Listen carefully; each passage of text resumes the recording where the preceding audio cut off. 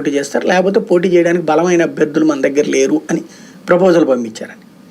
ఈ proposal useful for Telugu Desam party.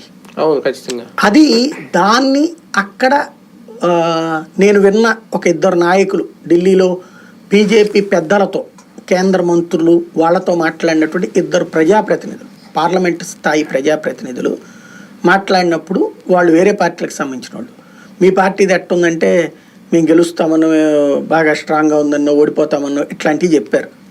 చెప్పినప్పుడు ఏంటి సార్ పొత్తు సంగతి అంటే, మమ్మల్ని బకరాలు చేద్దాం అనుకుంటే మేము అంత అమాయకంగా ఉన్నామా అన్నారట. మమ్మల్ని బకరాలు చేద్దాం అనుకుంటే మేము అంత అమాయకంగా ఉన్నామా, మేమేంటో కూడా చూపెట్టాలి కదా అన్నారట.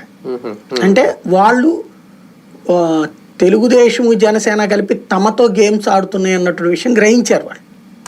ఎందుకంటే పవన్ కళ్యాణ్ పొత్తు పెట్టుకున్న రోజు నుండి ఎలాంటి సమన్వయ సమావేశాలు జరగనీయలేదు, ఏ విధమైన పూర్తి స్థాయి సహకారం బీజేపీకి అందించలేదు.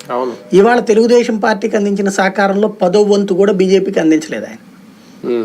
అలాగే తెలుగుదేశం పార్టీ భారతీయ జనతా పార్టీని లాక్కు రావడానికి ఇందులో తన వాళ్ళని పంపించి వాళ్ళ ద్వారా కథలు నడుపుతోంది. ఇది వాళ్ళకి తెలుసు.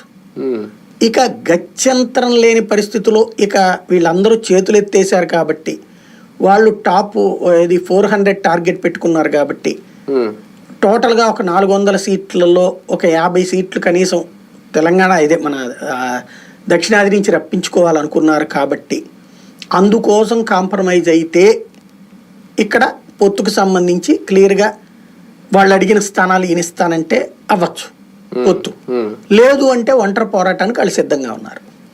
బీజేపీ ఒంటరిగా వెళ్ళడానికి సిద్ధంగానే. అదే కనుక జరిగితే మరి జనసేన పరిస్థితి ఏంటి? అప్పుడు జనసేన తెలుసుకోవాలి బీజేపీతో ఉండాలా తెలుగుదేశంతో ఉండాలా అన్నటువంటి, అది జనసేన ఇష్టమే కాదు.